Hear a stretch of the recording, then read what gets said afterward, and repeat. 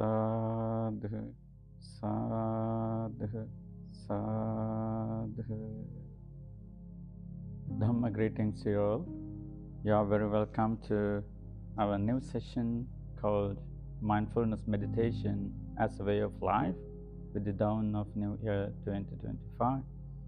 So to begin with, just following our Theravada Buddhist monastic code, we do pay our homage to our Supreme Teacher, from whom we learn this kind of spiritual theories and practices for our own sake, who was the Lord Buddha, the worthy one, the enlightened one, the supremely enlightened one. By doing that, we just perform our sense of gratitude towards our teacher. So feel free to join me just for a moment.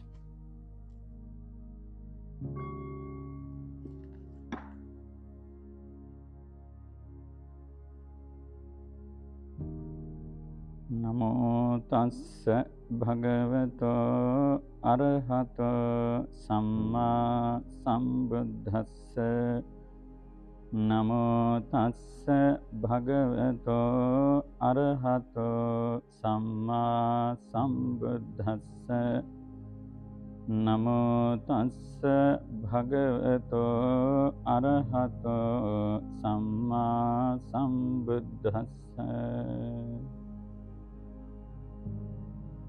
Well, so I hope you have been very well with all good fortune, health and spirits during the past year as well as New Year too. So today our new topic is the contemplation of feelings, with reference to the 4 foundations of mindfulness. In Pali it's called the Mahasatipatthana Sutta, that's included in the long sayings of the Buddha. Hearing 2 items for agenda today. That's learning some preliminaries, some kind of background scene settings for feelings, right, in terms of mindfulness meditation practice. And today I'm going to introduce you to silence meditation. That's very interesting, because I myself have found silent meditation is thought-provoking and very calming and relaxing. It helps you go back in to find the seeds of calm, peace, joy and wisdom within. So today we will embark upon the contemplation of feelings and silence meditation. Well, so when I say feelings, what's your take on it? What do you feel it actually? What do you know about feelings? Feelings are everywhere, here and there, right? Feelings. I feel to some degree the world is carried out by feelings, right? Either good or bad, skillful or unskillful, wholesome or unwholesome. But at the end, everything is related to feelings in the realm of humanity. Is that right? To some extent, one feeling can give rise to compassion, love, and joy. Conversely, at the same time, perhaps another feeling can give rise to animosity, irritation, agitation, hatred, lust, desire, and so on and so forth. The world we see today is a result of human feelings, right? So today we learn some essentials, kind of some initial aspects of feeling in the field of mindfulness meditation. Our teacher, the Buddha, explained it as the second step of 4 foundations of mindfulness, contemplation of feeling as feeling. Buddha said, Sukhang vedanang vedhyamano, sukhang vedanang vedhyameti pachana. Dukkhang Vedanang, Adukkam Sukhang Vedanang. Initially, we can categorize the feeling into 3 layers. Sukha means pleasant feeling. You can just recall your own memories, your own experiences in your life. So, pleasant feeling. What do you have to say about pleasant feelings in your life? Dukkhang Vedanang Vedayamano. Dukkhang Vedanang Vedayami. That means unpleasant feelings, if you have any. But of course, we have many, due to many reasons. Because we are social beings to a large degree in our life. So we interact with people, obviously, then it means it leads us to many unpleasant feelings too in society, because this is a living society. So we are also a living human being. If so, perhaps we could have some. Then the third one, Adukkama Sukhang, that means neutral feelings. Have you come across such? Neutral, that means neither pleasant and no painful.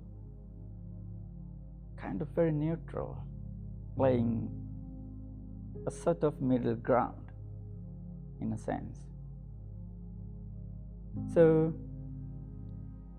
pleasant feelings, unpleasant, and neutral.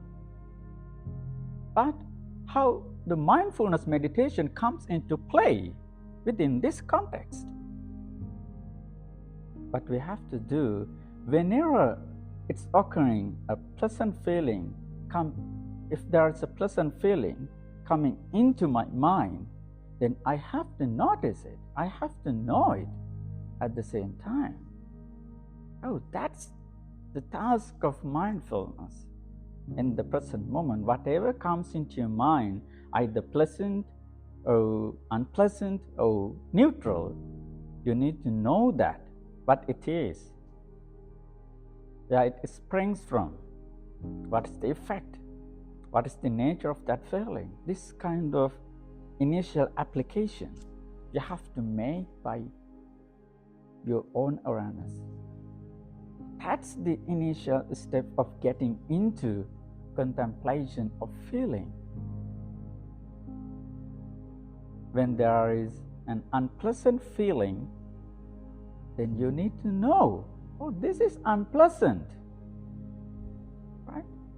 If there is a neutral feeling, then you have to know this is a neutral feeling. The knowing. To know, you should have a certain degree of, a certain amount of concentration and mindfulness. Other than that, you cannot proceed with actually. So, to expand the horizon of this contemplation of feelings as feelings, we have some more subcategories to learn, just stepping around some simple steps actually. There is a nice source I would like to cite here. That's the Patisambhidhamagga, the book of discrimination. Accordingly, we can see our feelings through our own sensory perceptions, right? We have six organs, including our mind. So similarly, we have 6 responses to our eye, ear, nose, tongue, and body, and mind. So in response to them, we always get in contact with images, sound, taste, and smell, touch, and some mental objects too. So because of that, we also experience feelings, right? Seeing a picture, either good or bad, seeing your loved ones, maybe your enemies, if any. What I mean by saying that everything affects here, when I say feeling, it's everywhere. It's everywhere. It is very hard to see somewhere else so that there is no feeling at all. Then there should be a dead body. If there are living human beings on earth, wherever they are, then they are feelings actually. So feelings are playing a vital role in society, in our life as well. Peace, joy, lust, hatred, animosity, ignorance, illusion, everything connects to each other. So the more you can contemplate, the more you can know your feelings, the better you understand your life in depth. The better you understand your life in depth, the more calmer and wiser you would become. The more calm and wise you would become, indeed, therein you will find the real joy and insight in your life. Not only that, another discourse, it's called Bahuvedaniya Sutta, included in the middle sayings of the Buddha. We can also learn feelings with regards to our past memories, right? And the future curiosities and the present moments as well. When we just recall a past memory, then it also leads us to some sorts of feelings, either pleasant or unpleasant. Just you can have a try for it. Have it to go. Then you can experience it within yourself. Due to your past, you have some feelings. In the present and in the future, maybe your education, your profession, your life, your relatives, your parents, many reasons, all feelings we can learn through two terms. In a sense, samisa and niramisa. Samisa means sensual pleasure, sensual indulgence, right? Sensual indulgence. That means if you welcome kind of sensual pleasures, then that means you are more closer to lust, animosity, and ignorance. But if you welcome some kind of niramisa, that means renunciating or non-sensual feelings, compassion, loving kindness, altruistic joy, and equanimity, for example, then you are more familiar to real joy and peace in your life. So feelings are not just a simple lesson in life. It is, I think, very complex. It is pretty much complicated to learn. So today what we do, just clearing out some background scene settings, what feelings are. So initially, we can learn feelings as parts of physiology or psychology, but here what we do, we just learn it through some carnal and spiritual aspects. All in all, what you are supposed to do in meditation, just to be aware of that whatever comes in and goes out. But to be aware of that, you need to learn what feelings are, what kind of feelings happening and occurring within myself. We don't have to bother. We don't have to get caught up with them. Right? There is a nice example that our teacher has used to explain this nature. This is kind of a nice analogy to some degree. It's saying in the Vedana Sanyukta of the gradual sayings of the Buddha, it's almost just like that. The feelings are acting to be winds in the sky coming from different directions. The wind is sometimes cold and sometimes warm and sometimes dry, sometimes dusty. So there are many vicissitudes of weather. But with all these changes, we never try to get caught up with the weather. We never try to contend with the vicissitudes of the weather. Right? Whenever it is warm, whenever it's cold and dry and wet and miserable, but we never try to contend with weather because we know it's nature. We need to accept it. We need to go through it. That's how we should do. So similarly, we don't have to contend with all changes and vicissitudes of our own feelings.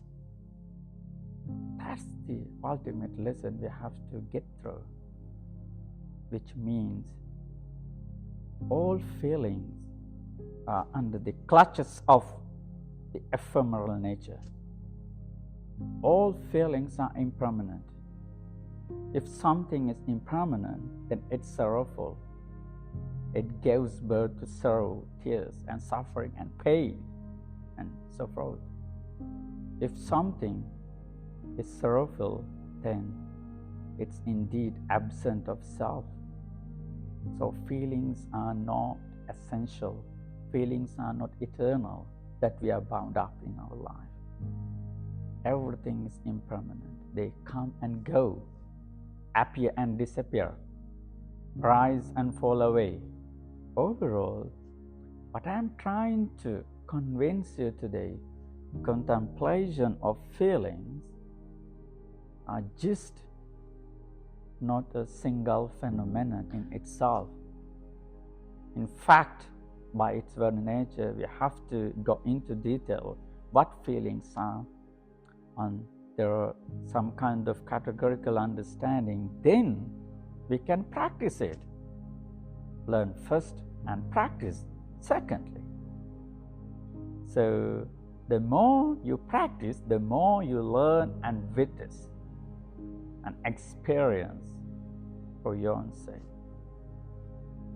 Well, so having said that, I hope this makes more sense. What's meant by actually contemplating feelings as feelings? They are just pieces of thought, that's all. We have to know that whenever they come in and go out, whether they are pleasant or unpleasant or neutral, we will learn each clearly and distinctly next session what pleasant feelings are in detail, what unpleasant feelings are, and what neutral feelings are in depth.